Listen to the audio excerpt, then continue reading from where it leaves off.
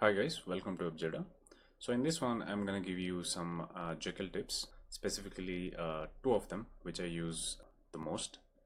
The first one being using npm package file for Jekyll commands. So I'll show you how to use that. So I'm gonna go to my files. I'm gonna create a new directory, my site. I'm going to open terminal here.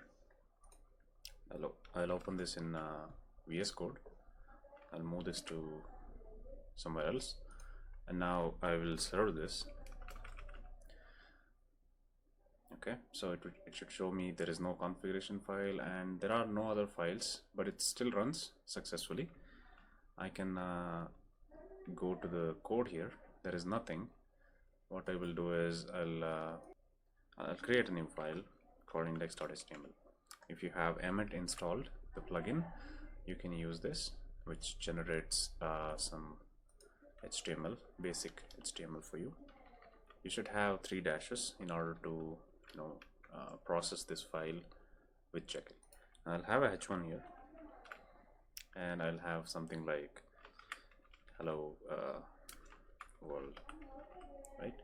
So if I go to the browser and refresh, and I have hello world here. Now coming back to the code, I can have a package file to run all the commands for me, the ones that I might need. Let's say if I go here, I'll stop this, I'll clear this. Now I can do npm init -y. Once I do that, I will have a package.json file created, and I'm gonna edit this so that it can run our Jekyll commands. So I'm gonna go to the code. Instead of test, this is, if you run npm run test, this will run. Instead I'll have dev for development. I will change this to Jekyll serve. I can have more here, auto reload, and then I can have even more. I mean, if I want like incremental build, then I can do -i, which does incremental build.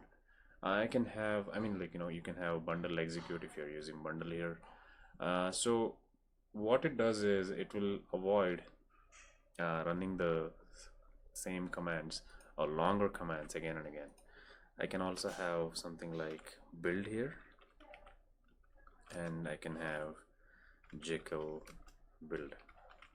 Okay, so I can also have bundle execute Jekyll build, but for now this is enough. And okay, so let's test this out. So I'll run npm run dev. Now you see that all this is running. I think something is wrong here. Oh, I think this should be live reload. I missed it. Okay. Alright, let's see. Yeah, it's working now. If I go to here, it still works. And if I change something, let's say hello Sharath, that changes without even refreshing. So that's something good. And I can also use build. So that's how you can use these commands. If you have more, you can list them here. You can use them. And another thing is, you can have different configuration files here. Let's say we have a default configuration file, something like config.yaml, which has a title. This is default config. Okay, so I'll have another one called config-dev.yaml. This is for especially for development, so I'll have something like title. This is dev config file. Okay, so what you can do is in your package you can mention --config, and in single quotes you can mention which one you have to use, -config -dev.yaml. Okay, so once you have mentioned this will be used. In order to check that, I will have site.title, because this site.title should get this, not this actually, in this case this, because we are using this configuration file for this. So I'll go to the code, I'll stop this, I will restart npm run dev. Now you can see that it's running. I'm just typing npm run dev, but it types out, automatically all this for me. Now that's something very useful. I'll go to the code here, I'll refresh. Yeah, this is what I think. I should have removed the dash I there, incremental development. So if I remove this and run it, and that should change to, this is default, right? So I'll refresh. Yeah, it changed. This is how you can use different configuration files, and also you can use these this npm package file to shorten the code, shorten the time you spend for typing all this out. And the second thing is Jekyll environment. So if you go to the index and type jekyll.environment, what you will get is okay, so I will have to restart. Okay, it's not even running. You will get development. Now now I will have to change something here. So that's normal behavior when you use Jekyll serve. And in build, what I can do is Jekyll underscore env or equals jekyll.env equals space Jekyll build. Now if I build it, okay, npm run build, the environment will be production, and if I go to the site that is generated and index, I see that it's production. So where can this be useful? This is very useful in case, let's say you have analytics code running in your website. Then you can exclude that analytics code by doing something like this: Jekyll dot environment, or I should have a if condition here. If Jekyll dot environment equals production, okay, production, then you have to end the if, and then you can run some script, right? And you can have this analytics code here. For now I'll have something like this. I will do something, instead of production I'll use development, so this will only run in development dev env. So if I go here and inspect, I should see that. Let me restart. It's not running. Okay, that's not the command, dev. Alright, it's running. I'll go to the browser, I'll refresh, and you see that console log here. But if I build it, if I go back and build it, once this is done, if I go back to the code, I see the build file. I don't see that script at all. So this is very useful if you want to run something only on production or something only on development.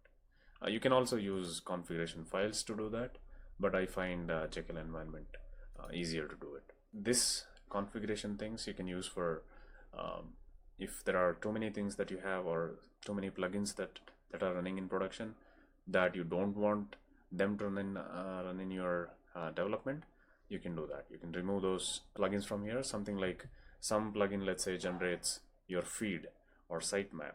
You can just remove them here. So that way development speed becomes fast. All right. Thanks guys. So those are the tips. I'll see you in the next one. Bye.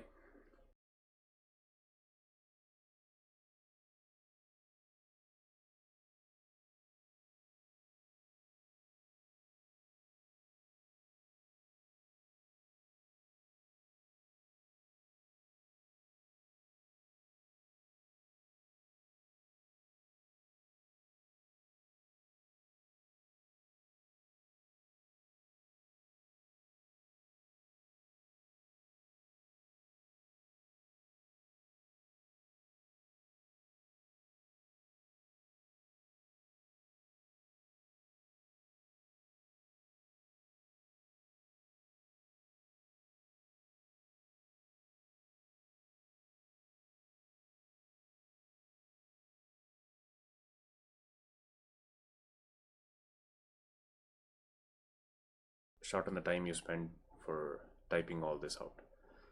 And the second thing is Jekyll environment. So if you go here and type Jekyll dot environment, okay, environment. If you go here, if you go to the index and type Jekyll dot environment, what you will get is okay, so I'll have to restart. Okay, it's not even running. You will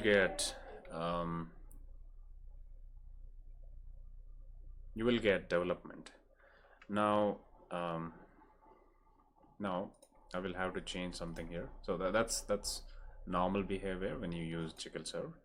And in build, what I can do is Jekyll underscore env equals, and I can mention that as production or equals Jekyll.env equals production space Jekyll build. Now if I build it, okay, npm run build, the environment will be production, and if I go to the site that is generated and index, I see that it's production. So where can this be useful? This is very useful in case, let's say you have analytics code running in your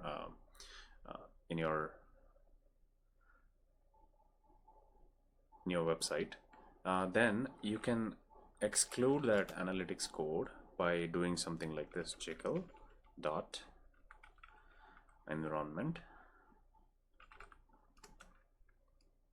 or I should have a if condition here. If Jekyll dot environment equals production, okay, production, then you have to end the if, and then you can run some script, right? And you can have this analytics code here. For now I'll have something like this. I will do something instead of production, I'll use development, so this will only run in development dev env. So if I go here and inspect, I should see that. Let me restart.